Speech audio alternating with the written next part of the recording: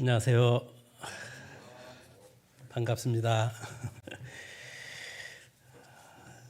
제가 이제 그 CTI 갔다가 3주 만에 오니까는 손님 같아요, 제가.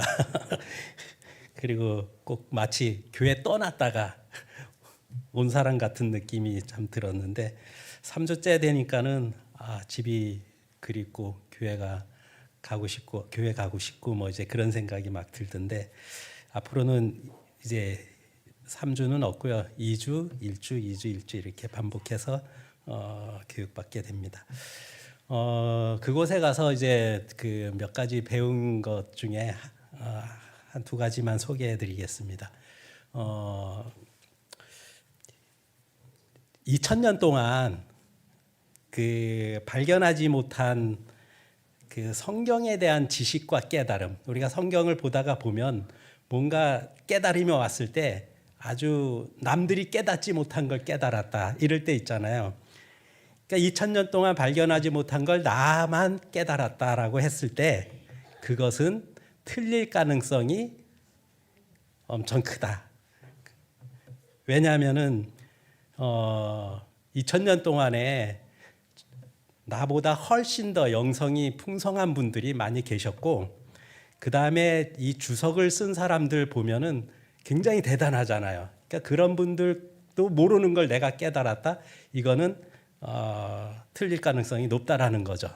그렇기 때문에 항상 믿음의 선진들이 어떻게 말씀을 분별하고 있는지를 항상 비교해야지만 안전한 신앙생활을 할 수 있다는 그 이야기가 굉장히 하여튼 귀에 들어왔습니다. 주석을 쓴 사람들은 한국 사람 별로 없거든요. 유럽이라든지 미국이라든지 이런 분들이 많죠. 탁구하면은 어느 나라가 제일 잘합니까? 중국이잖아요. 이 중국은 남들이 갖고 있지 않은 어떤 비법이 있죠. 태권도 그러면 양궁 그러면 대한민국이고 축구 그럼 뭐 영국이고 하듯이 성경 그러면은 사실은 우리나라는 변방에 있었잖아요. 근데 내가 깨달았다. 그럼 뭔가 틀릴 확률이 높다라는 거죠. 그다음에 그 창세기부터 요한계시록까지 성경 전체를 핵심은 다른 것이 아니라 하나님이 중심인 하나님의 주권을 회복하는 말씀이라는 거죠. 결국에는. 그래서 하나님을 나의 주인으로 인정하는 어떤 그런 것을 그 말씀을 통해서 우리들에게 보여준다고 생각이 듭니다. 우리가 이제 하나님이 세우신 분들 보면은 많이 계시잖아요. 뭐 아브라함, 노아, 모세, 다니엘, 많은 선지자, 사도들. 근데 우리가 이제 그분들의 그 삶을 딱 보면은 무슨 생각이 드냐면 와, 나도 그분들 닮고 싶다. 물론 닮으면 좋겠죠. 근데 더 중요한 거는 이거라는 거죠. 그들을 닮기보다 그들의 인생을 다양하게 경험하도록 인도하면서 그들을 세웠던 주권자이신 하나님을 발견하라는 거죠. 그 하나님을 발견해서 하나님의 그 권능과 위대하심을 찬양으로 영광을 돌리는 삶을 주님은 더 기뻐하신다는 거죠. 제가 이제 그 매일 아침마다 이제 큐티 나눔 시간이 있어요. 그러면 이제 4명, 5명씩 모아서 이제 뭐 한 5분에서 10분씩 이제 돌아가면서 나눔을 갖게 되는데 제가 한 번은 청년들하고 이제 나눔 시간에 이런 얘기를 했어요.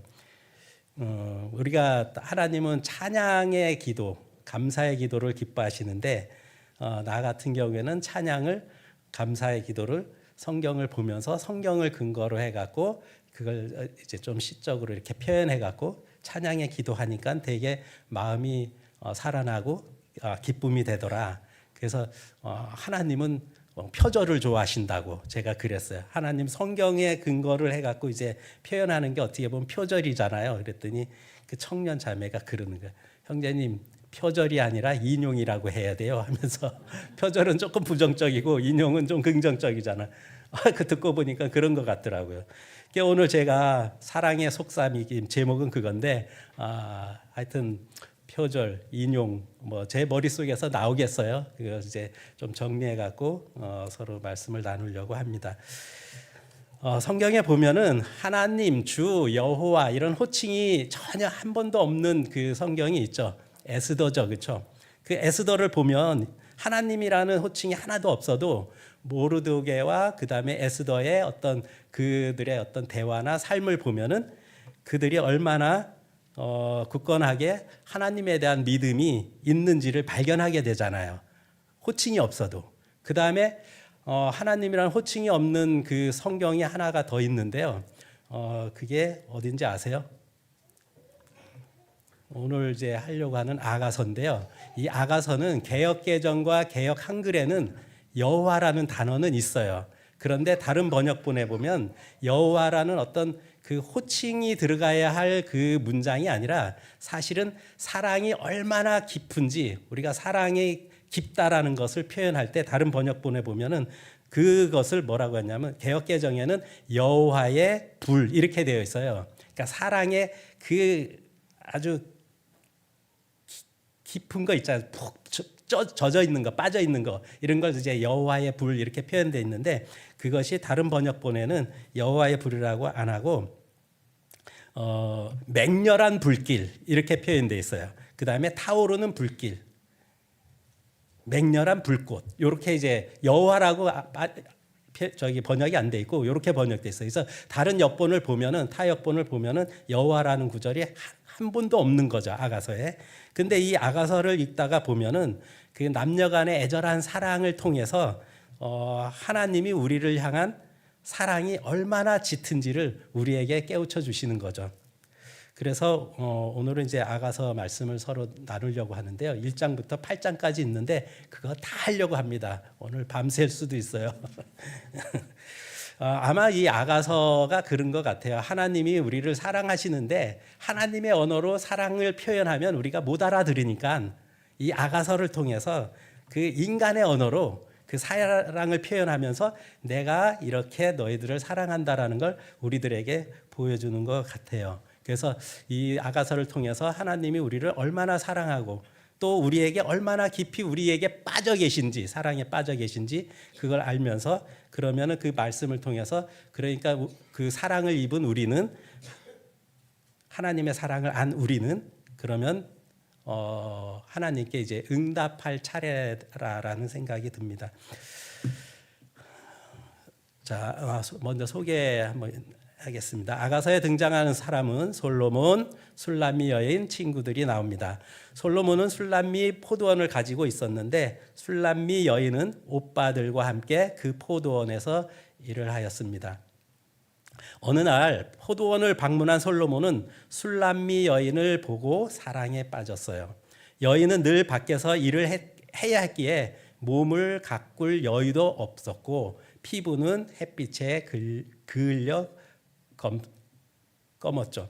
그런데도 솔로몬은 이 여인을 보고 데이트 신청을 합니다. 겨울이 지나고 봄이 오자 솔로몬은 다시 술람미를 찾아옵니다. 근데 이 글씨 잘 보이는가요?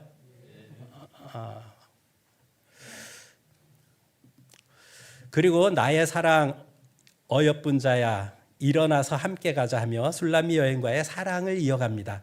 이들의 사랑은 점점 깊어가고 만나면 헤어지기 싫어지고 점점 깊어지는 사랑으로 병이 들 지경이 됩니다. 결국 이들은 결혼을 하고 예루살렘 왕궁으로 데려옵니다.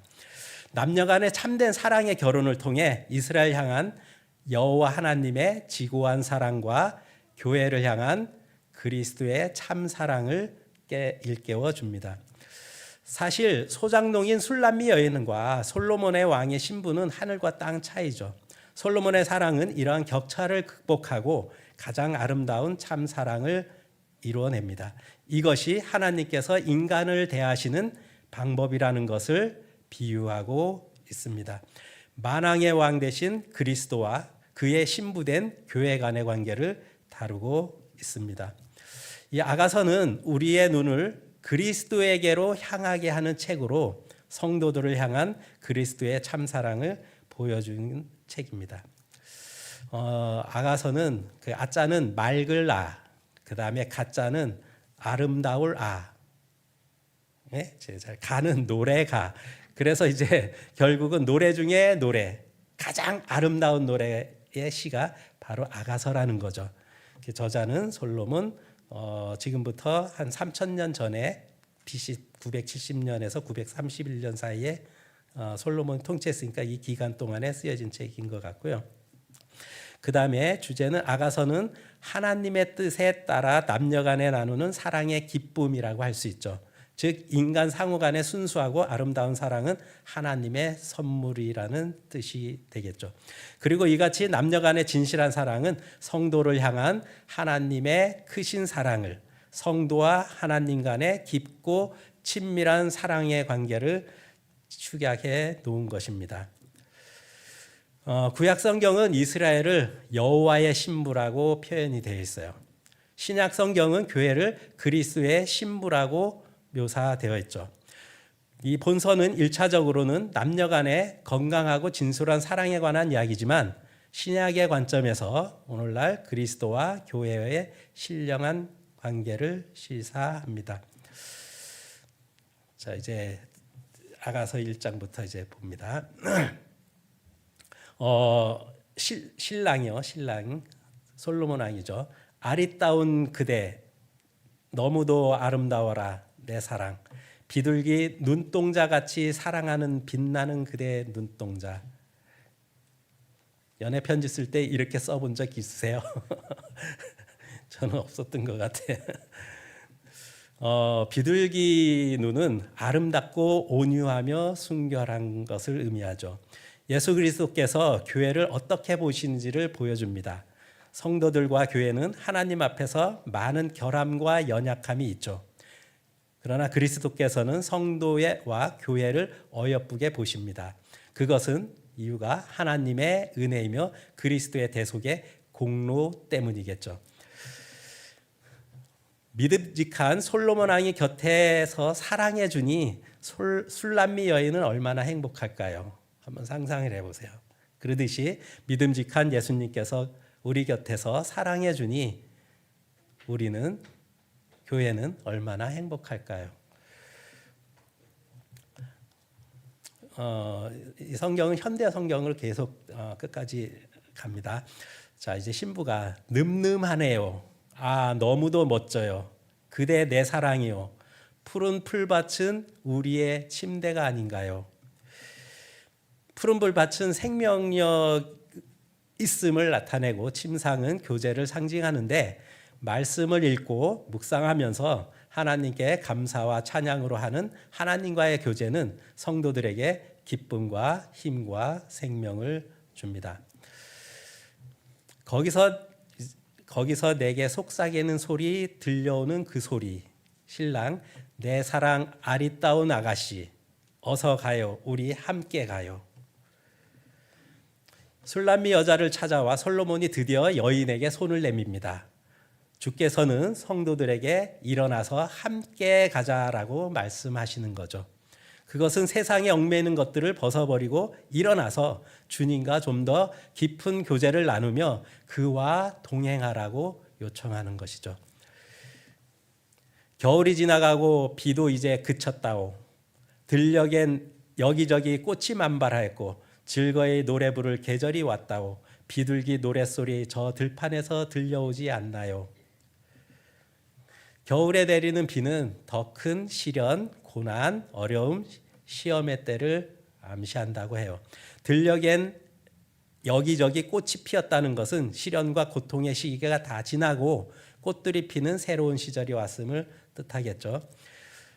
무화과 열매 익어가는 시절, 포도나무 꽃내음, 온 땅의 향기로우니 내 사랑 아리따운 아가씨, 어서 나와 함께 가요. 무화과는 그 맛이 달콤하여 포도와 함께 이스라엘의 안정되고 번영된 생활을 상징한다고 합니다. 포도나무에 꽃이 피었다는 것은 열매가 확실히 풍성하게 맺혀질 것이고 함께 가자는 것은 모든 어려운 시기가 지나갔으니 이제 밖으로 나오라는 것이죠.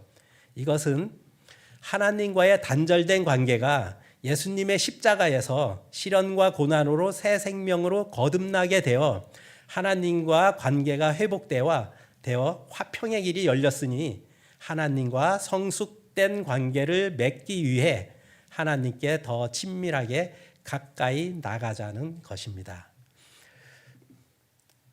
바위 틈에 몸을 숨긴 비둘기처럼 그대여 내 앞에서 몸을 숨기지 마세요. 그대 얼굴 보고 싶어요. 그대 목소리 듣고 싶어요. 아리따운 그대 얼굴, 매혹적인 그대 목소리.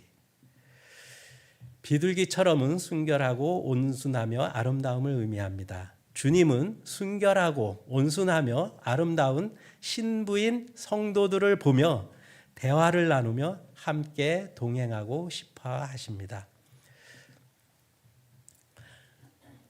신랑입니다. 아리따워라. 그대 너무나 아름다워라. 이리도 사랑스러울까 내 사랑아. 너울 뒤에 아른거리는 그대 두 눈은 비둘기같이 사랑으로 빛나는구나.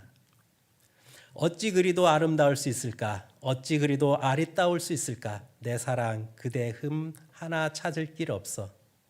쉬운 말 성경으로는 내 사랑 그대여 그대는 어찌 그리 어여쁘고 아름다운고 아무리 살펴보아도 흠 하나 찾을 길 없구려.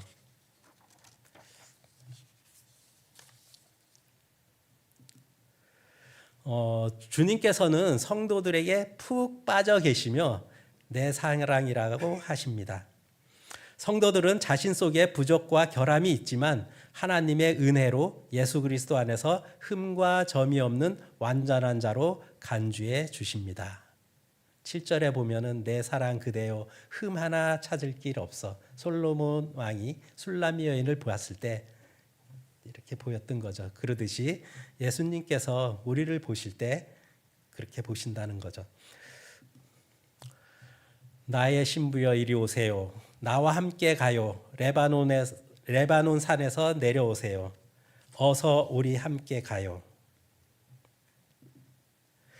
나의 누이 나의 신부여 그대 내 마음 다 빼앗아 갔어요. 그대 한번 나 쳐다보는 눈길 그 눈길에 홀려 나 몸이 굳어버렸어요. 그대 목덜미에 가지런히 걸려있는 그 목걸이에 나 마음을 다 빼앗겨 버렸어요.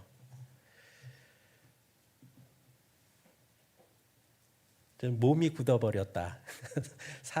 사랑한 사람 진짜 그 관계가 깊어지기 전에 그 한참 이제 첫 만남이었을 때 옆에 만나면 몸이 굳어지잖아요. 내 마음 다 빼앗겨 버리고. 10절 나의 누이 나의 신부여 그대 사랑 이리도 아름다울 수 있으랴. 포도주보다 더 달콤한 사랑 그대 사랑은 너무도 향기로워라. 너무도 싱그러워라. 그 어떤 향수보다 더 향기로워라. 누이란 사랑하는 연인 사이의 친근한 관계를 나타내고 솔로몬은 사랑으로 하나로 결합되어 술람미 여인의 아름다움에 온통 마음을 빼앗겼다는 것입니다. 신랑 대신 그리스도와 신부된 성도들이 한 하나님을 아버지로 모시는 친근한 관계를 보여줍니다. 이 솔로몬이 그 술람미 여인에게 빠져 있는 모습이 마치 예수님이 우리들을 향해서 그 사랑에 깊이 빠져 있는 그 모습이 이렇게 좀 그려집니다.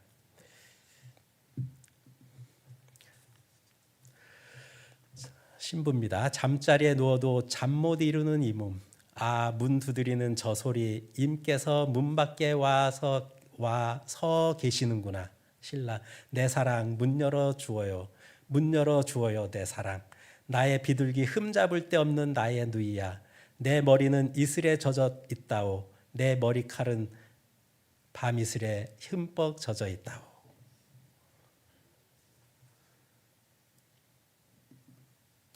신랑이 문을 두드리는 것은 주님께서 우리의 마음을 말씀으로 성령의 감동과 하나님의 섭리로 깨우치시는 것을 가리킵니다.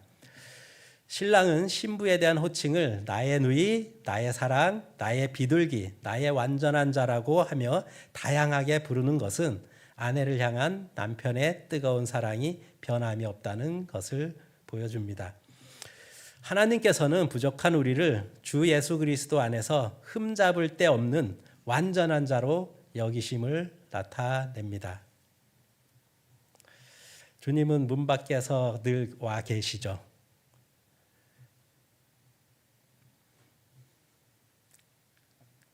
그래서 주님은 여기에 표현대로 보면은 문 밖에 서서 이슬에 젖고 밤이슬에 흠뻑 젖어 계시는 어떤 주님이 아니신가 생각이 듭니다.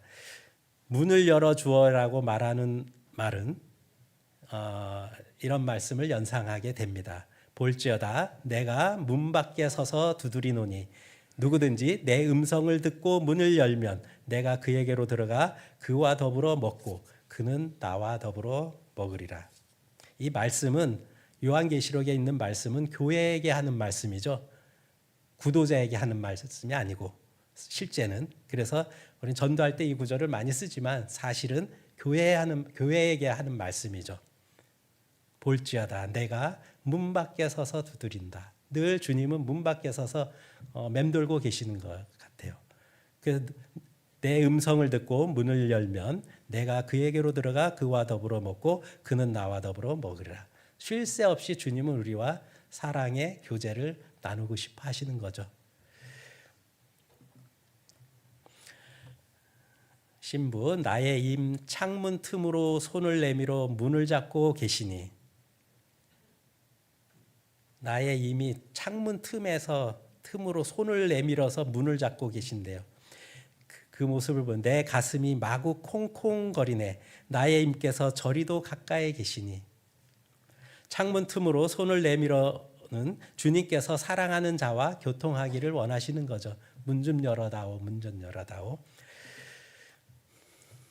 이 말씀이 생각납니다. 너희는 여호와를 만날 만한 때에 찾으라. 가까이 계실 때에 그를 부르라. 현대어 성경에 여호와께서 너희를 만나러 오셨을 때 너희도 주님을 만나러 나오노라.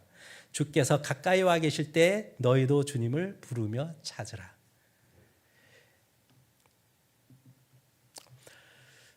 나를 바라보는 그대의 눈길 신랑입니다. 그 눈부신 눈길이 나를 온통 사로잡고 있으니 그 눈길을 내게서 돌려주오.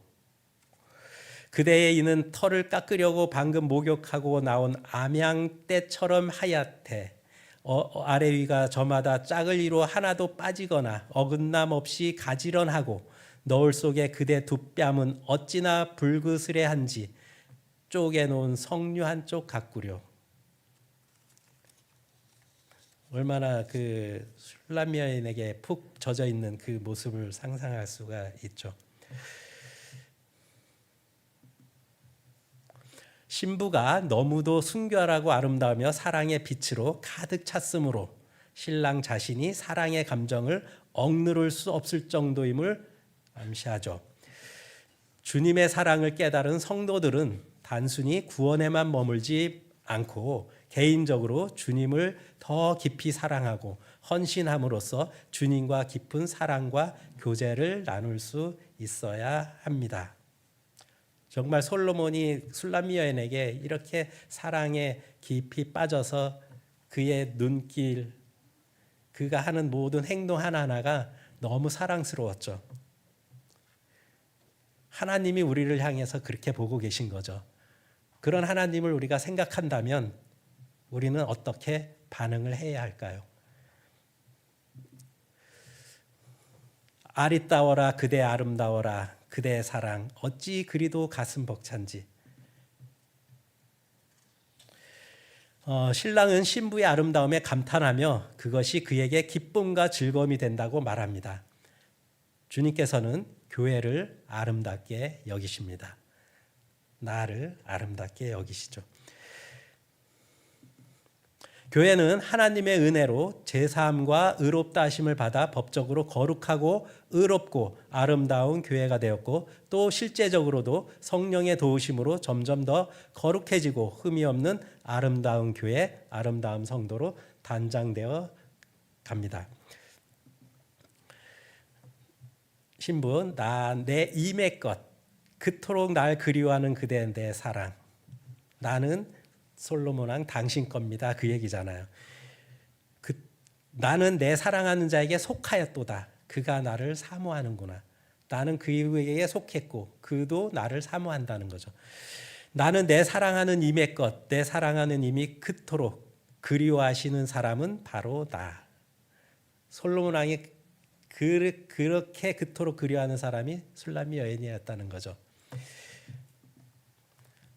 신부를 사랑하고 나를 사랑하고 그리워하고 사모하고 소중한 존재로 여기시는 분이 누구요? 예수님임을 강조하는 말입니다. 신랑이신 예수님이 우리를 향해서 그렇게 보고 계시죠. 내 사랑하는 자에게 속하였도다라는 말은 그 소유권이 하나님께 있다는 거죠. 또한 주님의 사랑은 그래서 십자가에 의해서 확증된 거죠.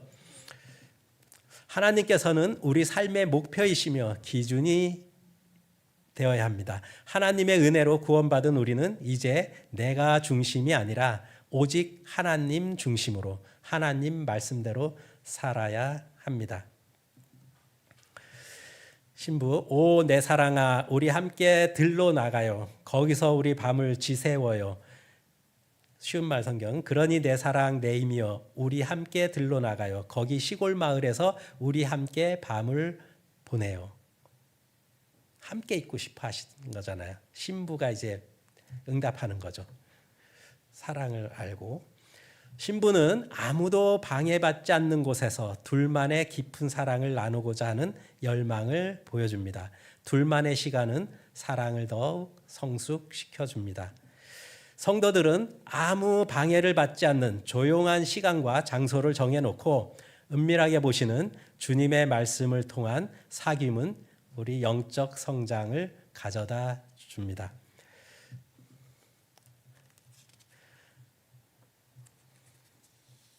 아가서가 몇 장 몇 절까지 있는지 아세요?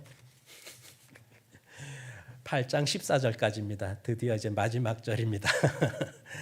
어서 오세요. 빨리 오세요. 이제 결론이죠. 제일 중요한 거. 내 사랑 그대여. 향기로운 약초들 자라나는 이 산 저 산으로 재빨리 뛰어다니는 노루처럼 사슴처럼 어서 오세요. 어서 빨리 오세요. 그대 내 사랑아. 술람미 여인이 솔로몬의 사랑을 알고 솔로몬을 그렇게 기다리고 있는 거죠. 빨리 오라고. 쉬운 말 성경은 내 사랑 내 힘이여 어서 내게로 오세요. 향기 가득한 산에서 마음껏 뛰어다니는 날랜 노루처럼 그 산의 젊은 사슴처럼 내게로 빨리 달려와 주세요. 신부는 갈수록 신랑을 사모합니다. 이것은 주님을 향한 애틋한 마음과 주님의 재림을 기다리는 성도들의 마음이기도 합니다.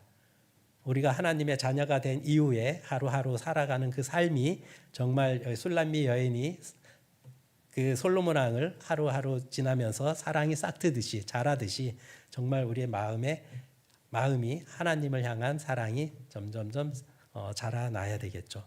그 다음에 애틋한 마음과 주님이 다시 오실 것을 기다리면서 기다리는 어떤 성도들의 마음이 되어야 되겠습니다. 히브리서에 보니까 그리스도께서도 많은 사람들의 죄를 짊어지시려고 단 한 번 자기 몸을 제물로 바치셨습니다. 그런 후 그리스도께서는 이제 죄를 감당하기 위해서가 아니라 이제 앞으로 오시는 주님은 우리가 보는 성경은 죄와 상관없이 이렇게 돼 있어요. 근데 쉬운 말 성경에는 그것을 죄를 감당하기 위해서가 아니라 지난번에 그러니까 2000년에 오신 분은 죄를 감당하기 위해서 오셨죠. 이제 앞으로 오신 분은 죄를 감당하기 위해서 오실 이유가 없잖아요. 누구를 위해서 오시냐면 자신을 기다리고 있는 사람들을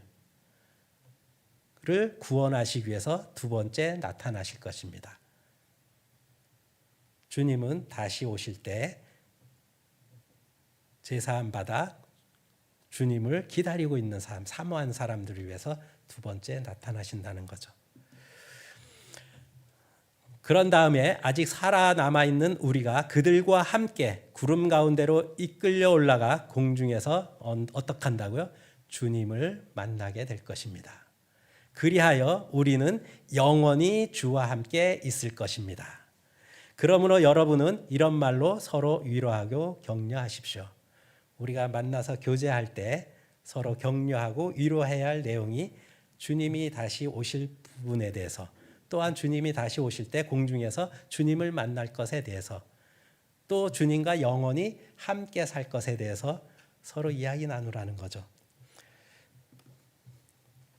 그리스도께서 우리를 위해 피 흘려 죽으신 것은 우리가 잠들어 있든 깨어 있든 우리를 그리스도와 함께 살게 하시기 위해서입니다. 주님께서 우리에게 피 흘려 죽으신 이유는, 궁극적인 목적은 주님과 함께 살게 하기 위해서인가라는 거죠.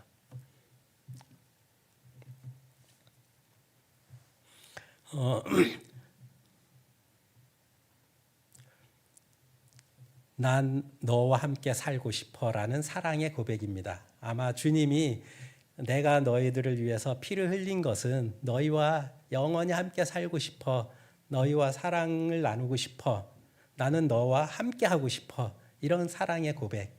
그리스도께서 우리를 위해 피 흘려 죽으신 것은 우리가 이곳에 사는 동안 그와 더불어 살게 할 뿐만 아니라 우리가 이곳을 떠나서도 저곳에서 주님과 영원히 함께 연합하여 영광 가운데 살게 하시기 위해서입니다. 리처드 포스터라는 분이 있어요. 이분은 미국의 그 스프링 아버 대학 신학과 교수인데요. 이분은 이제 그 영적 성장에 대한 것을 대중화시키고 설립자라고 해요. 최초로 이런 영적 성장에 대해서 부르짖었는가 봐요. 그래서 영적 훈련과 성장 이런 책도 있는데 그분 쓴 책 중에 하나가 하나님과 함께하는 삶이라는 책이 있어요. 그 책 안에 있는 내용이 이렇습니다. 잠깐 소개하면요. 성경에 처음부터 끝까지 수세기 동안 속삭이는 하나님의 음성이 있다. 창세기부터 요한계시록까지 나타나는 오랜 세월 동안 하나님이 우리에게 속삭이는 음성이 있는데, 나는 너와 함께한다. 나는 너와 함께한다. 나는 너와 함께한다. 그거라는 거죠. 이어서 인간의 심령을 꿰뚫는 하나님의 물음을 들을 수 있습니다. 그러면 너는 나와 함께하지 않겠느냐? 너는 나와 함께하지 않겠느냐? 성경은 이 초대에 응하면 매일, 매시간, 매순간 하나님과 함께하는 삶 속으로 들어갈 수 있다고 말씀합니다.